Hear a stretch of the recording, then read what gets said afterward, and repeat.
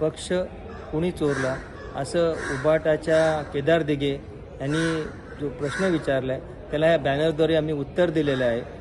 पक्षाच्या अडीअडचणीच्या काळाला कुठे हे महाशय कुठे होते, कधी कुणाला लोकांसाठी उपयोगी पडले, कधी लोकांच्या कामात धावून आले। पक्ष म्हणजे स्वतःची वैयक्तिक प्रॉपर्टी आहे, पक्षातले कार्यकर्ते म्हणजे माझे नोकर आहेत असे समजणाऱ्यांना ह्या बॅनरद्वारे आम्ही उत्तर दिलेलं आहे।